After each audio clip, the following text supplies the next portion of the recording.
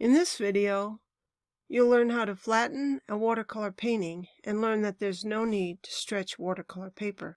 This is Elaine Foster from skillfulartist.com. If you join me in painting the ink and watercolor fish, your watercolor paper probably buckled like mine did. All watercolor artists have to deal with watercolor paper bowing and warping after applying their watercolor paints. So you might have heard people talking about stretching their watercolor paper before they apply their paints. I tried stretching my watercolor paper and was not satisfied with the results.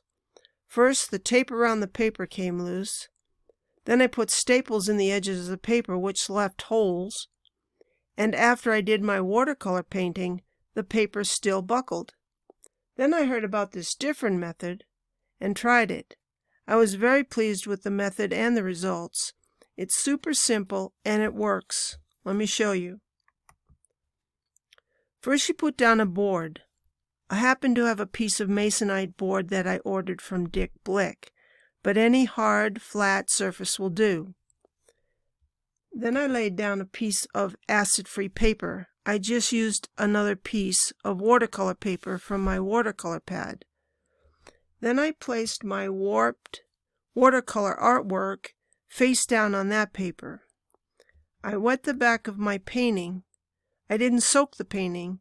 I just put some water on it and rubbed it around with my hand for a few seconds until the entire back of the painting was wet. Then I placed another clean sheet of watercolor paper on top of the wetted back of my painting. On top of that, I placed a big book. Then I piled a bunch of art and coffee table books on top of that to add a bunch of weight over my painting, and I left it like that overnight.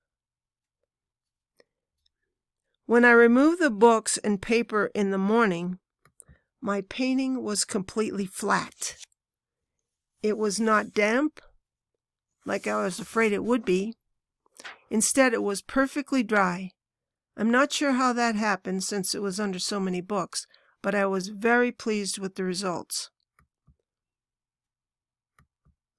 I think if I decided to darken the fish by adding another layer of watercolor, I can just let the watercolor paints dry, turn the painting over and wet the back again, then place it on the board sandwiched between the two blank acid-free papers, and pile books on top of it again overnight, and it will come out again flat and dry.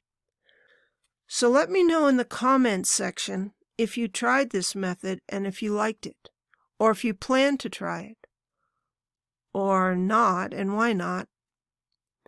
If you like these kind of art tips, subscribe and click the bell because I'll be posting more tips and you can get notified.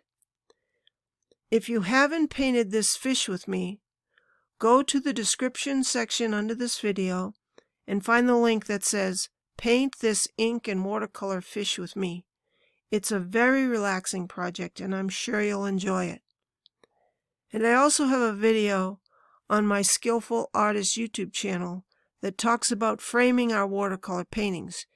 You might like that too, so take a look.